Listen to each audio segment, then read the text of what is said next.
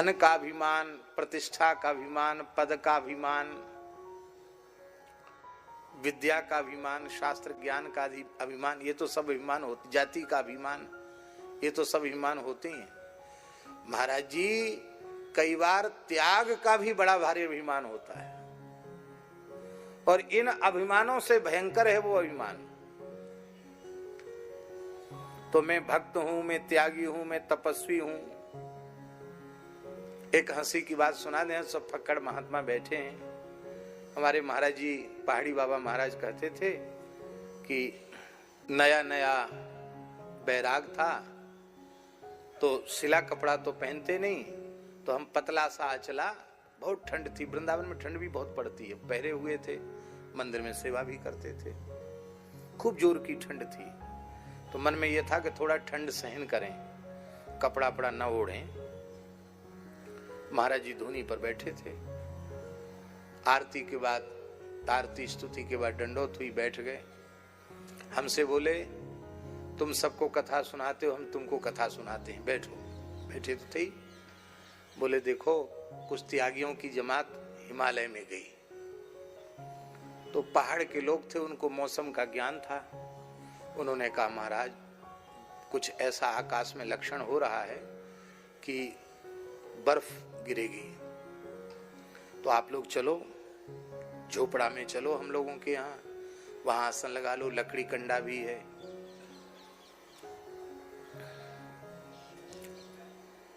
क्योंकि निश्चित आकाश बता रहा है कि बर्फबारी होगी, सुरक्षित स्थान में चले। महात्मा तो महात्मा ठहरे, फटकार लगाई उन्होंने, चल दुनिया, हम त्यागी तपस्वी गृहस्थियों के घर में जाएंगे, भाग यहां से। बड़ा ही भारी, अरे हम लोग धुआं धक्कड़ धूप साधु का रूप, खुले आकाश में रहने वाले तुम्हारे जैसे गृहस्थी है, भगो यहां से। डांट डपट के भगा दिया। अब वो बात सत्य निकली। महाराज जी बर्फ गिरी, बर्फ गिरी तो धूना में जो अग्नि चैतन्य थी वो तो ठंडी हो गई बर्फ गिरते ही। अब ठंडी हो गई, उनके विचारों के कंबल कटिया जो थे वो भी सब भीज गए। अब हवा भी चले, अब क्या करें बेचारे। तो दुहाई राम जी की, दुहाई लक्ष्मण जी की, दुहाई भोलेनाथ की, दुहाई माँ पार्वती की, जिसको जो इष्ट था सब अपने अपने देवी देवताओं की, भगवान की दुहाई देने लगे। लेकिन ठंड ने किसी की दुहाई नहीं मानी। अंत में बोले भाई प्राण तो बचाने हैं, क्या करें। तो पहाड़ियों में खच्चरों से काम होता। पहाड़ों में एक बड़ा ठेकेदार था, उसका बड़ा झोपड़ा था, उसमें खच्चर बंधे हुए थे। रात को वो खच्चरों को ठंड न लगे इसके लिए वहां धूना भी चिता रखा था उन लोगों ने। तो उस खच्चरों के घर में घुसे और जो खच्चरों को सामान लादने के जो पलान होते ना, उनको ओढ़ करके एक दूसरे चिपक चिपक करके उन लोगों ने जैसे तैसे अपने प्राण बचाए। और सवेरा हुआ तो पहाड़ी लोगों ने कहा कि बेचारे बाबा जी सब पधार गए होंगे, चलें देख के हमें। वहां कहीं ब्रह्म पात्र उनका उल्टा पड़ा है, कहीं चिपिया पड़ी है, कहीं कंबल भीजा पड़ा है, एक भी महात्मा वहां नहीं।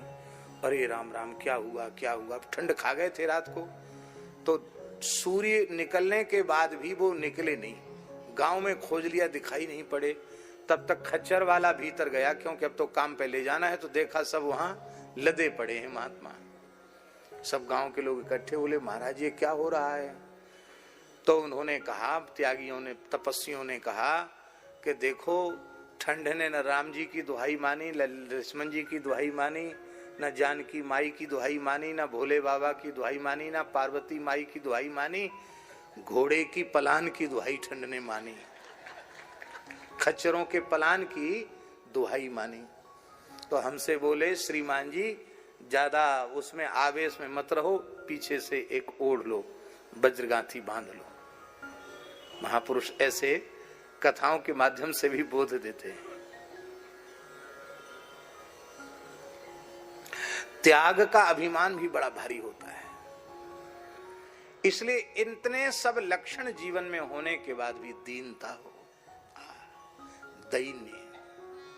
महाराज जी, दैन्य ही भक्ति का आभूषण है। राम कृष्ण की प्यारी गैया सारे जग की माता है।